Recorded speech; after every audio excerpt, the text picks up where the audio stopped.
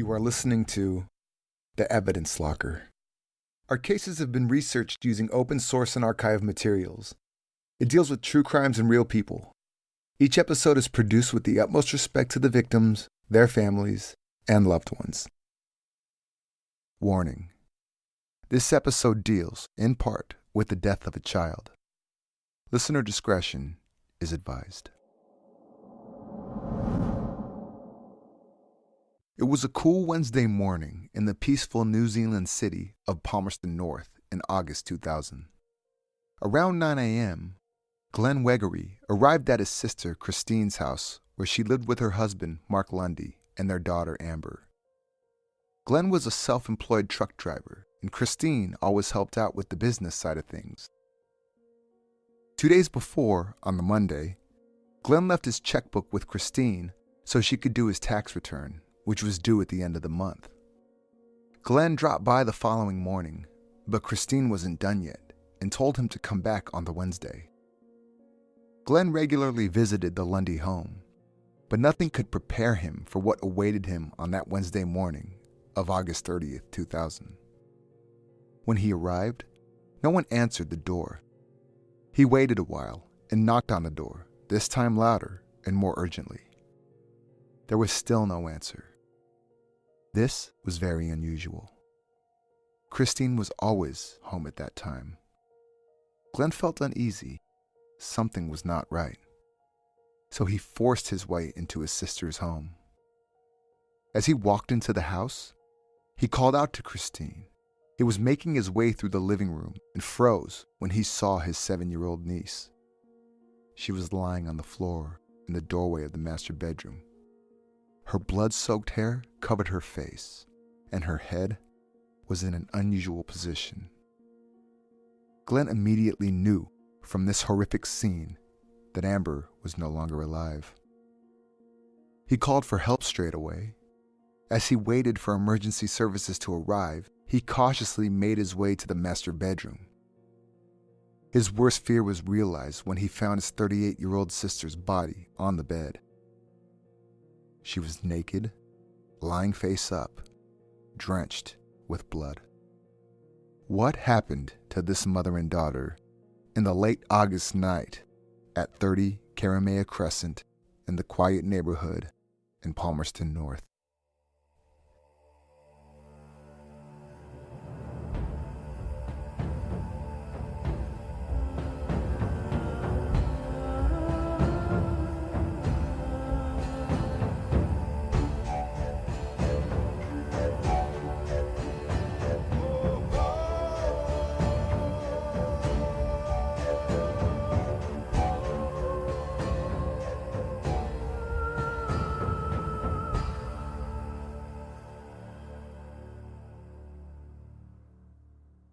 In August 2000, 43-year-old Mark Lundy and his wife Christine had been married for 18 years. They met at Scouts when they were younger. Christine was still involved in Scouts, helping out with their daughter, Amber's Girl Guides group. The family lived in the provincial city of Palmerston North, which, in 2000, had just shy of 80,000 residents. This city is in New Zealand's lower North Island, set in the scenic Manawatu region. Palmerston North is a friendly city, known affectionately as Palmy by the locals. It's a safe and wholesome place to live, and it's considered to be a great city for raising kids, as there are many good schools around. After Mark and Christine had Amber, they struggled to fall pregnant again. They opted not to try IVF treatment and resigned themselves to the fact they would only have one child. Christine was a devoted mother who was very involved in Amber's life. Amber loved to dance, was bubbly, and had many friends. She was known as a strong-willed child, perhaps even a little spoiled. But teachers agreed that it was a pleasure to have her in their class. Mother and daughter would walk home from school, always chatting about what happened in their respective days. Mark Lundy started out as a builder in the 1980s. But later on, Mark and Christine began their own business, selling kitchen sinks and bench tops from their online catalog. It was the type of business they could run from home, so it was nice for Christine to be able to spend time with Amber. Christine looked after the accounts and administration side of things, while Mark was effectively the traveling salesman. He always had samples in his car and traveled to clients all over the North Island to maintain relationships and hopefully make more sales. He routinely traveled to Wellington every second week and always stayed at the same motel in Petone. Mark was a heavy drinker who liked to boast about himself. This didn't always make him very popular in social circles. But Christine put up with his drinking and his manner, and in later years, their relationship was more of a partnership than a romantic one. In 1999, Mark bought 2 plots of land next to each other in Hawke's Bay. He had always dreamed of owning his own vineyard, and this was his chance. But the dream had a $2 million price tag. It was perhaps a bit out of his reach, but he was optimistic that he would be able to get money together for the purchase. On Tuesday morning, August 29th, the day before Christine and Amber's murders, Mark accompanied Christine to a lighting shop near their home in Palmerston North to look for a light shade. After they had chosen one, Mark kissed Christine goodbye as she went to pay and he carried on to work. It was around 9:15 in the morning when Mark left for Wellington in his dark blue Ford Fairmont. After meeting with clients in Wellington all day, Mark bought himself a bottle of rum, a Diet Coke, and some food. At 5 p.m., he checked into his usual motel in Petone, the Foreshore Motor Inn. Shortly after 5:30, Christine and Amber called Mark and told him that Amber's Pippins, or Girl Guides, meeting was canceled for the afternoon. Amber spoke to her dad and asked him if she could have McDonald's for dinner. After Mark gave the green light to buy takeaways, Amber passed the phone to her mom. Mark filled Christine in about his meetings that day, and the pair talked about odds and ends regarding their kitchen sink business. The call ended at 5:43, and a receipt shows that mother and daughter purchased their takeaway dinner at 5:45 at the McDonald's in Rangatiki Street, approximately 10 minutes' drive from their home. Little did they know that this would be their last meal. Christine and Amber settled in front of the television and tucked into their chicken burger, fish burger, nuggets, fries, and apple pies. Christine poured each of them a glass of Pepsi Max. At 6:56, the phone rang. It was a woman from the Manawatu Wine Club who called to ask if Mark would be able to help with a wine tasting that week. Christine said that Mark wasn't home and would be back in town the following day. The woman said that the call only lasted about 17 seconds and that Christine was unusually short with her in their brief conversation. Back in Petone, Mark Lundy returned a missed call from a business partner regarding his Hawke's Bay winemaking venture around 8:30 p.m., after missing the initial call 15 minutes earlier. His business partner had called to warn him that an angry creditor was demanding immediate payment. Lundy was upset, disappointed. According to the partner, there was a feeling that it had come to an end. I felt that he had run out of puff trying to make it work. About 3 hours later, Mark Lundy called the Quarry Inn massage parlor and ordered a prostitute from his motel room. A girl who called herself Belinda arrived at 11:45 p.m. She had sex with Lundy and then gave him a massage. At 23 minutes to 1, Belinda took her $140 and left Lundy's motel room. At 7 a.m., Lundy went to the motel manager and asked for batteries for his electric shaver. He checked out earlier than he had done on previous occasions. He would usually hang around for a chat until 9 a.m., but on this particular morning, he checked out promptly at 8. Cell phone records show that Lundy made several phone calls to his home that morning, leaving messages for Christine. Eventually, someone answered, but it wasn't his wife. A friend of Christine's picked up the phone and told him they were a bit busy, but that she would ask Christine to call him back. Back in Palmerston North, shortly after Christine's brother had discovered the gruesome murder scene, Christine's friend, Karen Keegan, arrived to meet Christine for a walk, something that they did 3 times a week. She waited with Glenn for emergency services to arrive. When Mark Lundy called his home, Karen was in the Lundy kitchen, being interviewed by a police constable. The constable instructed her what to say, and she told Mark that his wife would call him back.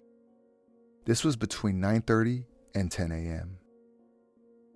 Just before midday, Mark Lundy called a friend and said he could not reach Christine, and he asked if he could go to his home and check on her. Minutes later, his friend called back, telling him that there was trouble at his house. Police had cordoned off the property and the street. There was also a report on a local radio station about a suspicious murder.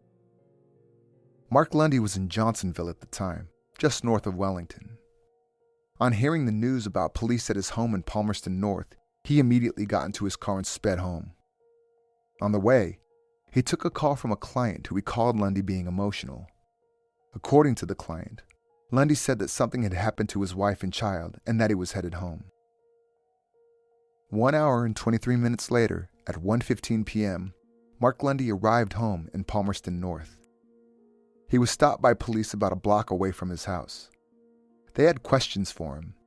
He was asked about his whereabouts the night before. They also searched him and his car to see if there was anything that would tie him as the closest relative to this horrific crime. Lundy was dumbfounded, paralyzed with shock, and struck down by grief when he heard about the murders.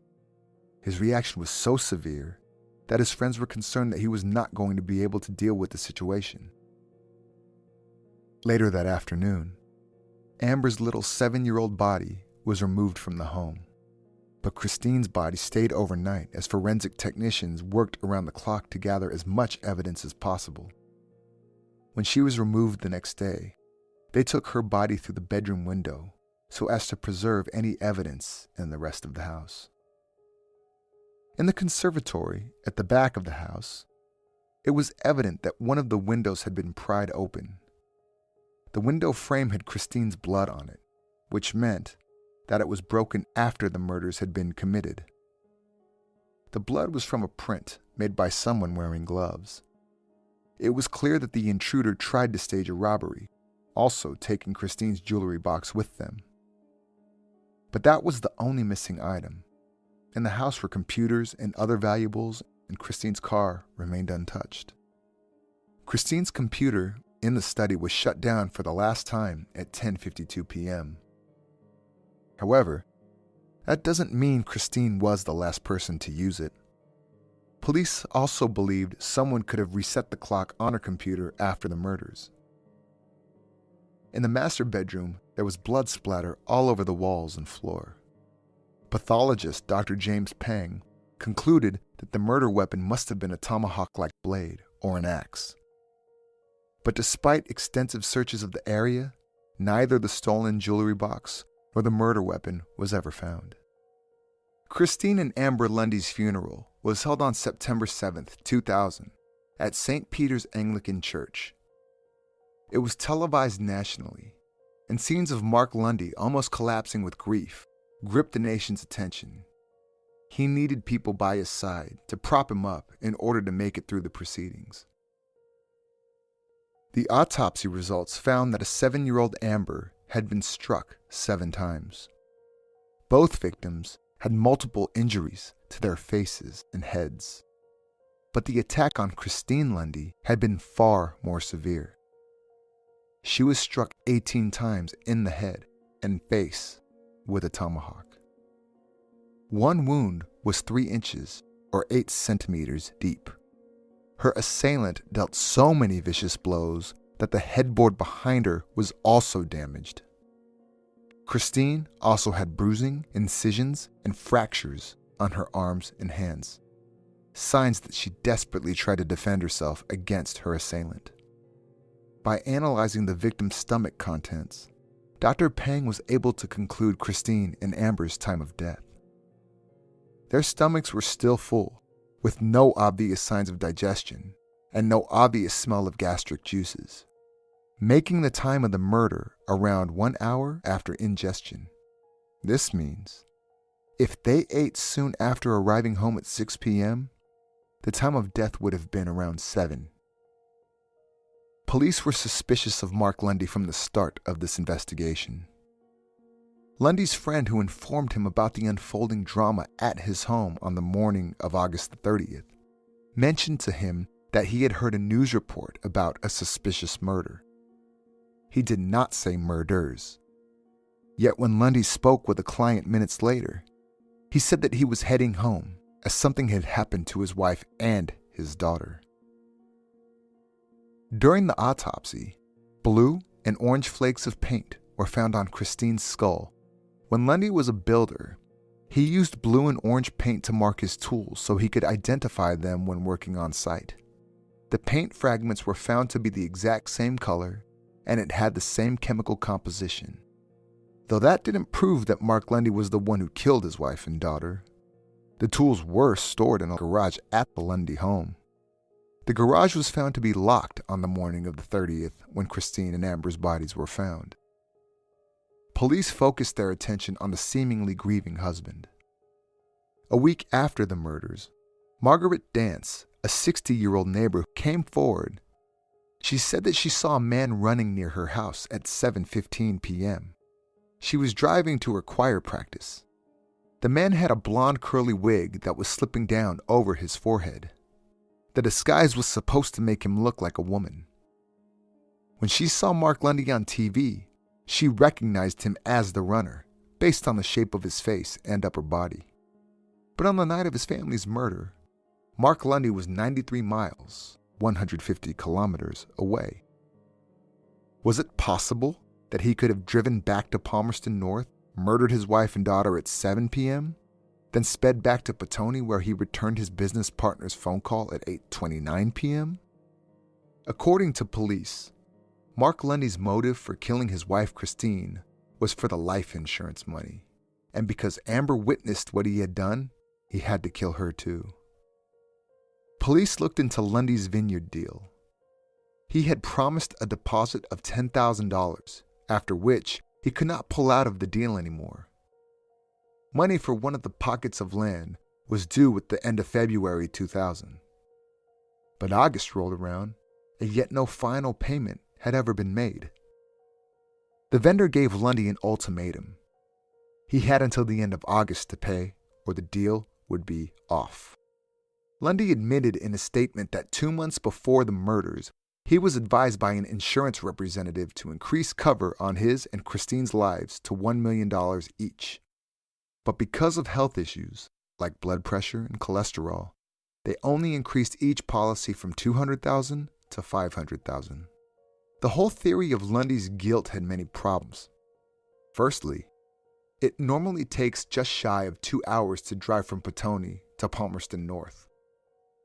Lundy checked into the motel at 5:30, then finished the phone call to his wife and daughter 15 minutes later. This means he would have been stuck in rush hour traffic for most of the way, had he left straight away. There was no way he could have made it back in time to make the phone call to his business partner at 8:29, as cell phone towers proved that he was in Petone at the time of the call. Then there was the fuel issue. When Lundy arrived home from Wellington on the day that Christine and Amber's bodies were found, police examined his car. The Ford's 68-liter tank was not big enough to make 2 round trips between Palmerston North and Petone in Wellington. There was no evidence that Lundy had stopped for fuel.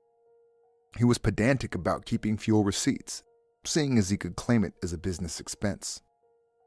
Theories emerged that Lundy filled a jerry can prior to the night of the murders and filled up the car without leaving any trace. To refuel his car with a jerry can without being seen and running 500 meters through his own neighborhood wearing a wig would be pushing it for a man of Mark Lundy's build. He also wore an orthotic aid in his shoe, which made it difficult for him to run. Changing the clock of the family computer would require someone who was confident with computers.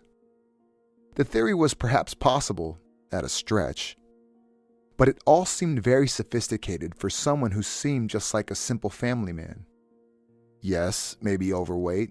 Yes, he may have overplayed his grief at his wife and daughter's funeral. And yes, he did cheat on his wife with a prostitute.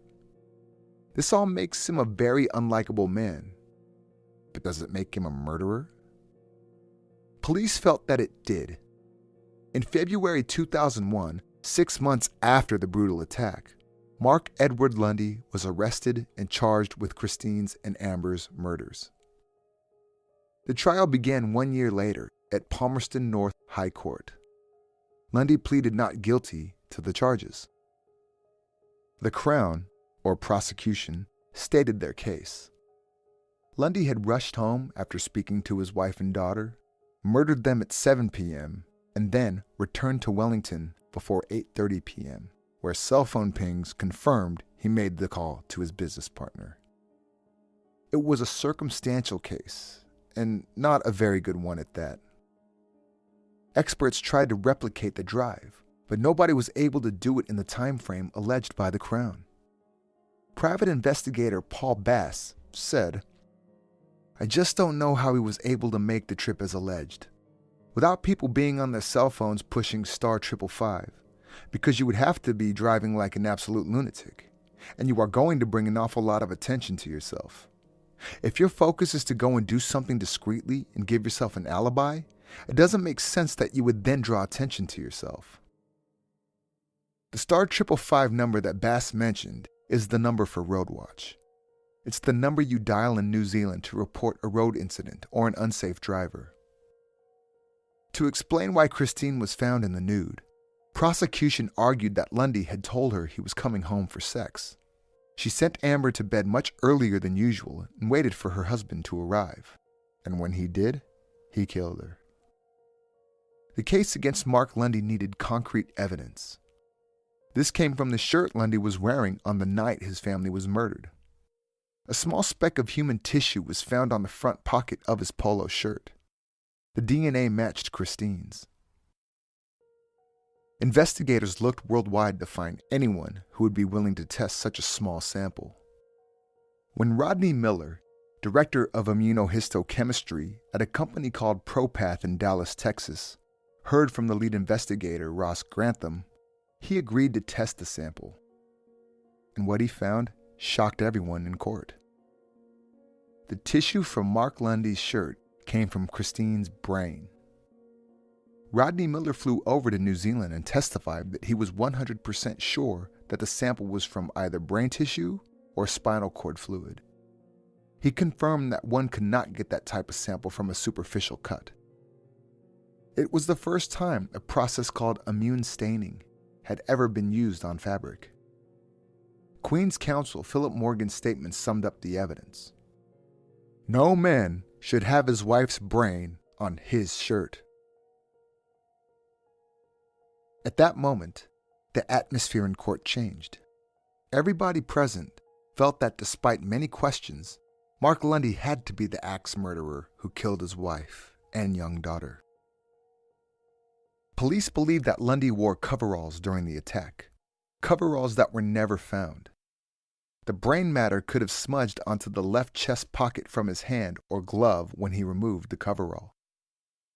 Miller's tests have been criticized and called experimental. The preservation of the tissue sample was brought into question. The lack of necessary controls was also alarming. Also, why was there brain or spinal cord tissue on the shirt, but no blood? It was a vicious and bloody attack. There was no way that a minute but pure speck of brain tissue would make its way onto the perpetrator's shirt, and yet not one drop of blood could be detected. There was no blood on Lundy's clothes, glasses, or in his car. Lundy's shirt also showed no signs of sweat. Surely, after wielding an axe for more than 20 blows and running away, wearing a wig, a person would at least sweat a little bit. Lundy's defense argued that the sample was contaminated by forensic examiners. They also accused lead investigator Grantham of tampering with evidence, saying he did so to frame Lundy for the murders. But the jury didn't buy it. The phrase was just too powerful. No man should have his wife's brain on his shirt. When Lundy took the stand, he did more damage to his own case. He contradicted previous statements and even disputed evidence given by his own brother. A friend also stated that Lundy usually called home when he was traveling to say goodnight to Amber around 8 p.m. Lundy definitively denied that this was something he usually did. A large part of Lundy's questioning focused on the call Lundy missed at 8:15 p.m. on the night of the murders. Why did it take him 15 minutes to return the call? Lundy said he was on the toilet when he heard his phone ring. When he was done, he got stuck into his book before he remembered there was a missed call. The defense made the point that Lundy did not know that he would receive a phone call from his business associate that night. If he had killed Christine and Amber around 7 p.m., he had all night to make his way back to Petone. Why chase back if he could simply have driven at normal pace? There was no way he could have known his partner would call at 8:15 p.m. It was not an alibi that he had set up. A crowd of more than 60 of Christine's and Amber's friends and family kept a vigil at the court, praying for justice. The jury did not find Lundy believable. They took less than 7 hours to return a guilty verdict. Mark Lundy was sentenced to life imprisonment with a minimum non-parole period of 17 years. A couple of months following Lundy's sentencing, a man who worked at the Petone Working Men's Club came forward and said that he had seen Mark Lundy sitting on the foreshore reading a book after dusk on the night of August 29, 2000. It's only after he saw Lundy's trial on TV that he realized his information could have been relevant. That same year, Lundy appealed his conviction, but his appeal was rejected and the court increased his non-parole period to 20 years. Lundy served 11 years in prison before taking his next legal step. In New Zealand, since 2004, the last resort for appeals is currently the Supreme Court. But because the crime and sentencing occurred before then, he could still appeal to the Privy Council in Britain. This is the highest court of appeal in certain British territories, as New Zealand used to be prior to 2004. It paid off. In October 2013, the Privy Council quashed Lundy's convictions and ordered a retrial. The retrial was held at the High Court in Wellington. The Crown, or prosecution, came prepared.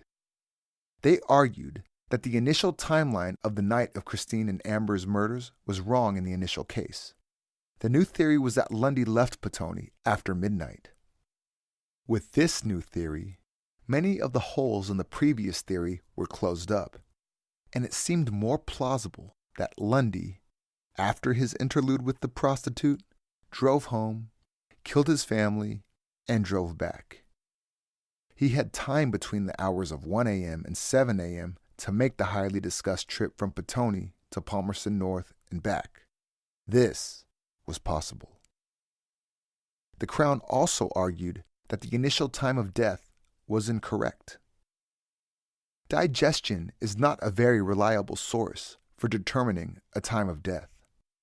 In his original statement, Dr. Pang said that there was no gastric smell present, concluding that digestion had not started.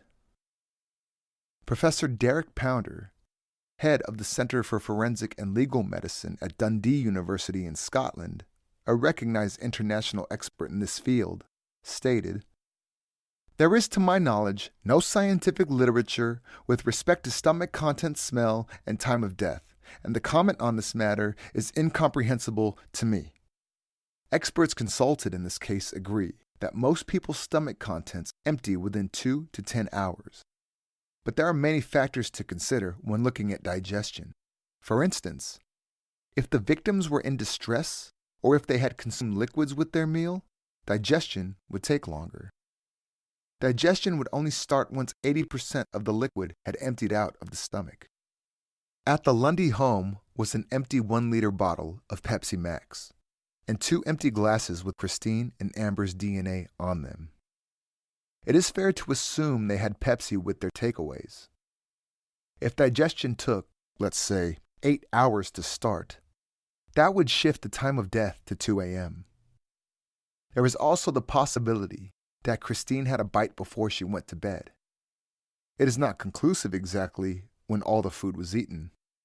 Mystery still surrounded the fact that Christine usually went to bed at 11 p.m. So why then would she have been naked in bed at 7 p.m. The idea that Lundy had called and said he was on his way to have sex did not make sense. It had been established that the couple didn't have much of a romantic life. Such a request would be completely out of the ordinary. Christine liked to read Mills and Boon's novels before she went to sleep. She used reading glasses and would put them in her case before she went to sleep. When she was found, the glasses were in the case and the bedside lamp was off. The assumption being that she was asleep before she was attacked. And with her normal bedtime being closer to 11 p.m., the theory that she was killed at 7 p.m. would be implausible. Also, Christine and Amber habitually watched a local Channel 2 soap opera called Shortland Street, which started at 7 p.m. and finished at 7:30 p.m. Amber loved the show too, and would usually get her way.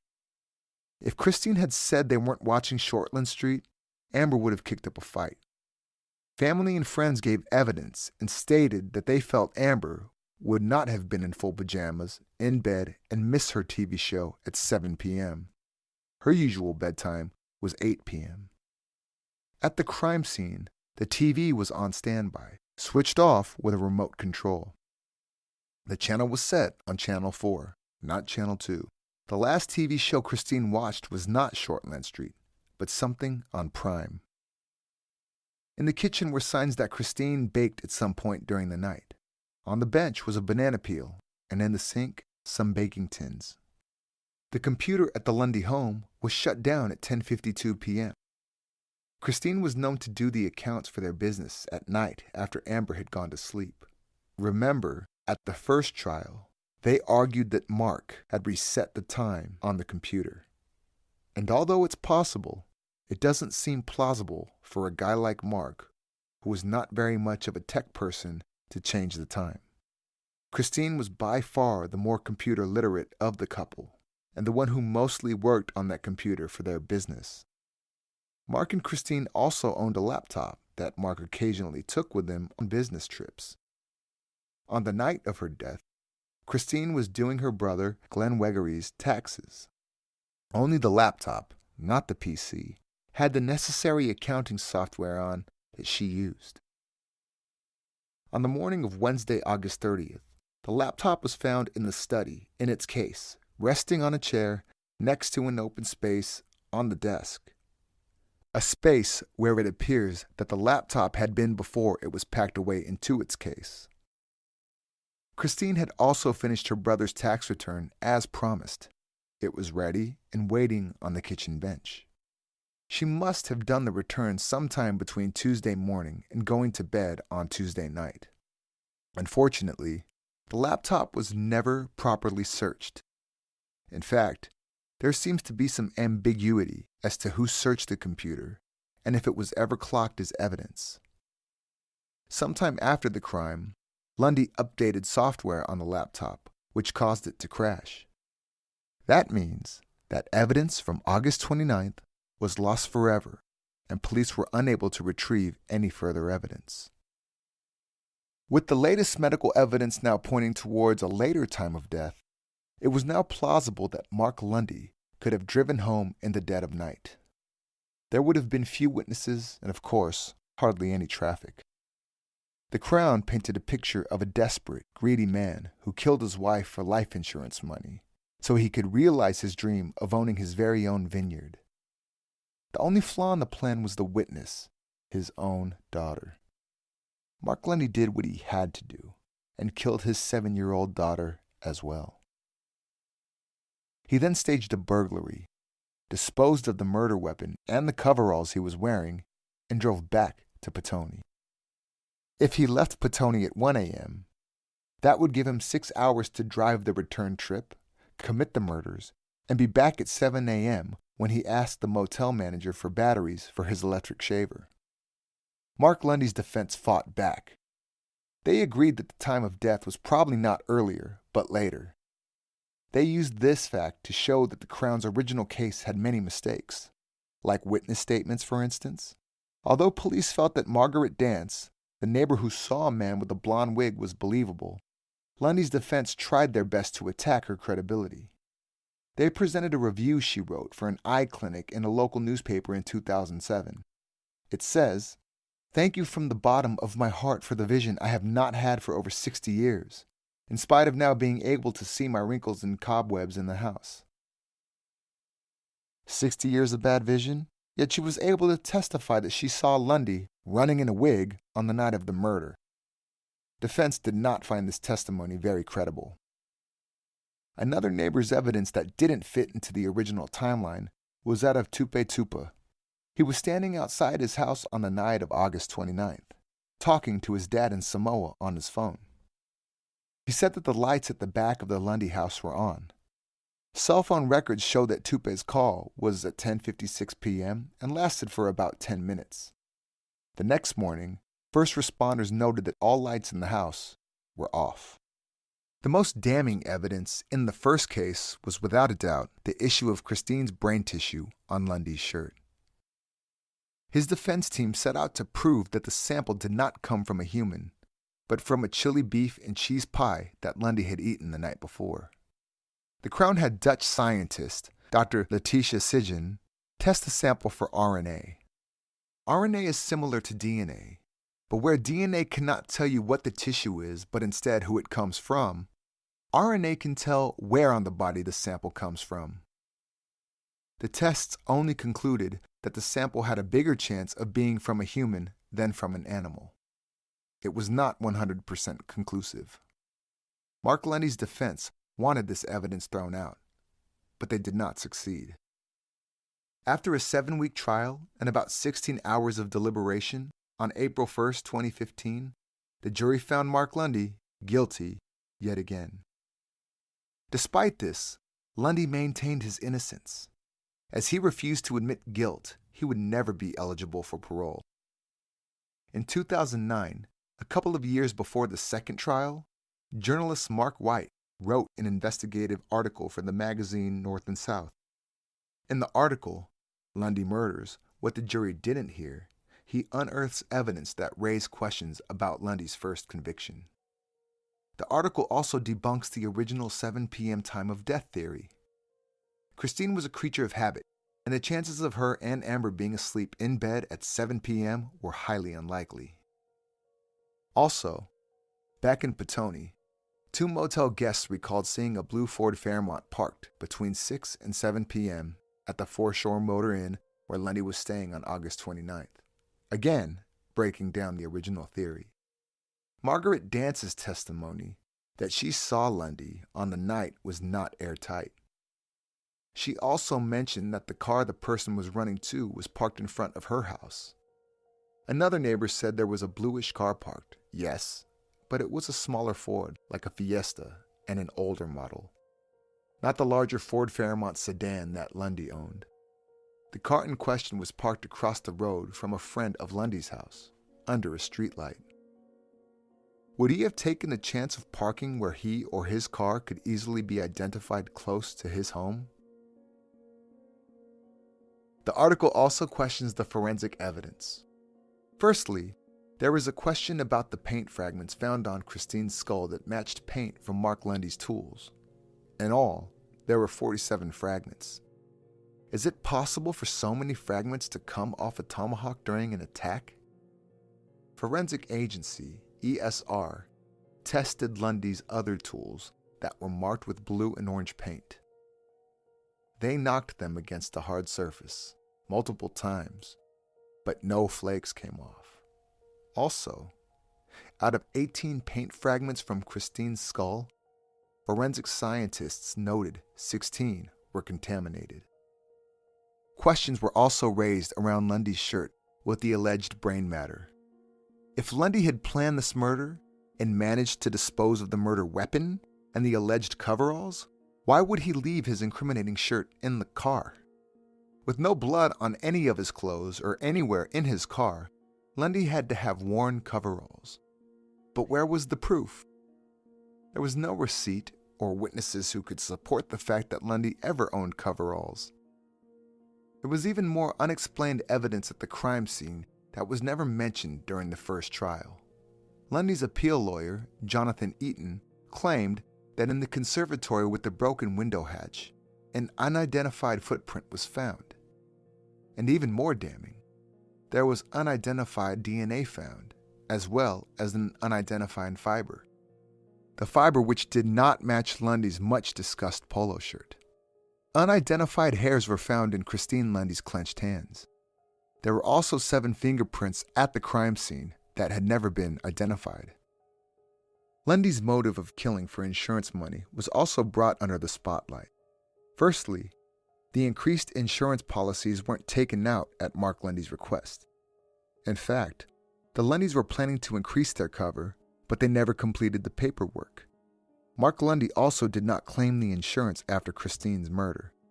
Besides, if he was after the money, he would have committed the murder much earlier in the year.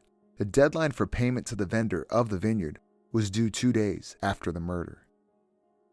There are more questions about Mark Lundy's behavior. Why would he hire a prostitute to serve as an alibi? If he had planned the murder, having a prostitute as an alibi would be risky. It would tarnish his reputation as a loving husband and father. If all he wanted to do was to establish an alibi, why not simply talk to one of the guests at the motel? A number of people have doubts about the conviction of Mark Lundy. A group called Factual Trust, which is an acronym for Amber and Christine, Truth Uncovered About Lundys, was founded to fight for justice in the Lundy case. The aim is to find out, if Mark Lundy is innocent as he claims, who then killed his family. No one deserves to die, but least of all a mother and her young child who is no threat to anyone. There were rumors and theories that emerged in the early days of the investigation. A neighbor of the Lundys vanished soon after the murders. Could it have been an intruder, high on P, a drug like meth, and a home invasion gone wrong?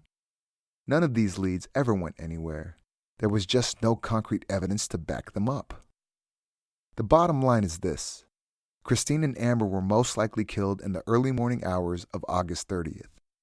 The attack on Christine was much worse than the one on young Amber, who was probably only in the wrong place at the wrong time. Mark Lundy is arguably the most hated man in New Zealand. He is seen as an overweight, greedy sleaze who slept with a prostitute hours before killing his well-liked wife and daughter, then faked debilitating grief at their funeral and still refuses to admit guilt. He made contradicting statements and gave inconsistent information about his day in Wellington. He said he met clients earlier than he did, or that he saw them when he didn't. This made him look like a liar. But again, the outcome of a trial should not rest solely on the character of a person. Evidence should be presented and accepted beyond a reasonable doubt. Mark Lundy's defense attorney, Jonathan Eaton, was well aware that his client was not likely to win any popularity contests. He said, "Everyone remembers Mark Lundy's behavior at the funeral. The public perception that he feigned distress has entered New Zealand folklore. He has engendered no public sympathy." Lundy managed to bring his case in front of the Supreme Court in Wellington, appealing his conviction for a second time. The appeal trial started in October 2017. As it stands today, Mark Lundy's appeal lies before 3 appellate judges, and a decision should be made before 2018 is done. If he is found innocent, his conviction would arguably be one of the biggest cases of wrongful conviction in New Zealand history. Keep an eye on our Facebook page, and we will let you know as soon as there are any updates. If you'd like to read more about this case, have a look at the resources used for this episode in the show notes. You would enjoy the New Zealand documentary, Investigator. Also visit and like our Facebook page at facebook.com/Evidence Locker Podcast to see more about today's case. And if you like our podcast, please subscribe in Apple Podcast or Stitcher, or wherever you get your podcasts. We would also appreciate if you could review the episodes, as it really does give us some street cred in the world of podcasting. This was the Evidence Locker. Thank you for listening.